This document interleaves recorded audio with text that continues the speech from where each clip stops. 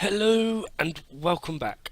Today we are looking at the Reaper Prime, and the only reason I'm actually really doing this is because the deluxe skin for Necros came out, as well as a new shiny Scythes skin, which is why it doesn't actually look like the Reaper Prime. It looks better. Yeah. Anyway, Reaper Prime, it is up there with the higher tier Scythe weapons, which sadly doesn't really speak much volume for the Scythes. I mean, there's only 5 of them: Onku, Scythes, Ether Reaper, Hate, and then Reaper Prime.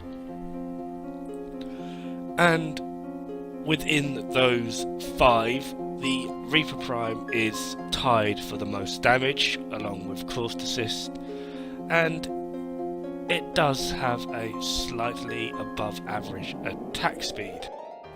Now, the actual interesting thing about this weapon is that it possesses momentum, and for momentum that basically means once you start doing your combo, it will resist interruptions, so you can't be staggered, knocked down. Even the infested guys, the ancients with their weird slappy hand crap, that's not going to get you, so that's a nice touch, I feel.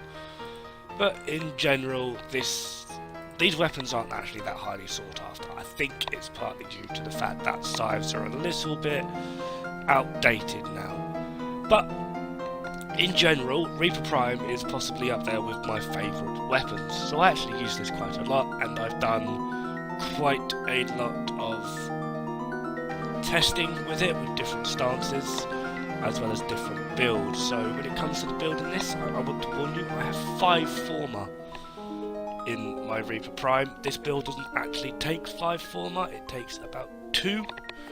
It's just because I was testing out different stances and etc, so don't get too... Anyway, little bit of backstory about this thing. Reaper Prime is actually one of the few standalone primes. It doesn't have a non-primed variant, it's just Reaper Prime. There is no thing else with it.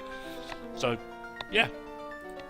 And when it was released, it was actually considered to be pretty darn powerful. But then we got new things and power creep, and yay! But overall, this weapon has 75 total damage, of which 70% of that is slash. It has a 20% critical chance with a ×2 critical multiplier and 12% status chance, which is just enough to sort of try and make a hybrid build on it, which is actually probably, I would say, a good thing. This weapon is, honestly, I think it's pretty darn useful, to be honest. It's got a block resist of 85%, which is weird for a weapon that hasn't got a shield, and it has a 0.4 disposition, so it's above neutral, but it's not quite awesome. So a rhythm for this would actually be pretty darn awesome. Now, I did speak earlier about how many Former I have on this due to testing out stances. Now, I would say, honestly, use Stalking Fan, and I will come to actually show you as to why pretty darn soon. Basically, the reason I go for Stalking Fan is if you push forward, that's your W, and spam E with the combo, the damage you then do has a weird effect with Stalking Fan, and it's quite actually a bit useful.